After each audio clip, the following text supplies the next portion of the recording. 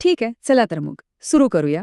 आज आपण एका अशा कथेबद्दल बोलणार आहोत, जी एका ओळखीच्या विचारापासून सुरू होते, पण मग एका अशा वळणावर पोहोचते, ज्याची आपण कल्पनाही करू शकत नाही.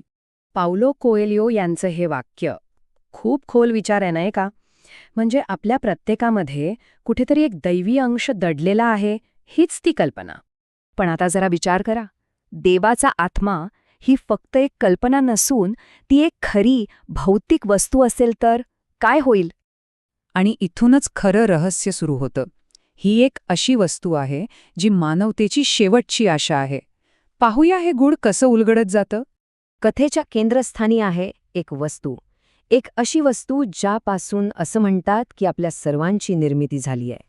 आणि हीच वस्तू जी आपल्या अस्तित्वासाठी इतकी महत्वाची आहे, ती हजारो वर्षांपासून लपवून ठेवण्यात आली आहे. हो, मुद्दाम लपवली गेली आहे. म्हणजे संपूर्ण कथेचा केंद्रबिंदू आहे फक्त एक वस्तू, आणि तिला शोधणं हेच एकमेव ध्येय आहे. कारण संपूर्ण जगाला विनाशापासून वाचवण्याची किल्ली हीच वस्तू आहे. म्हणजे मानवजातीचं भविष्यच या एका प्राचीन रहस्यावर अवलंबून आहे. तर मग ही इतकी मोठी शोध मोहीम नक्की आहे तरी काय, आणि आपल्याला ती कुठे अनुभवायला मिळेल?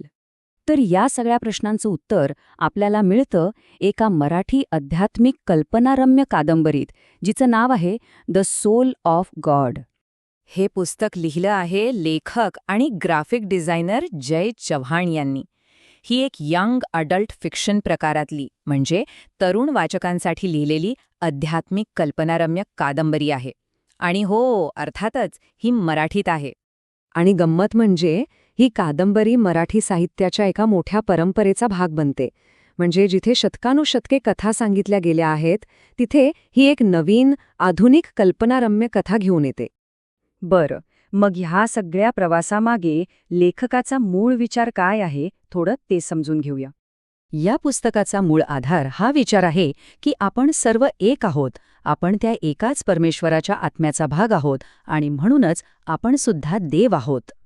म्हणजे बघा, त्या सोल ऑफ गॉड नावाच्या वस्तूचा शोध घेणं हे फक्त एक साहस नाहीये.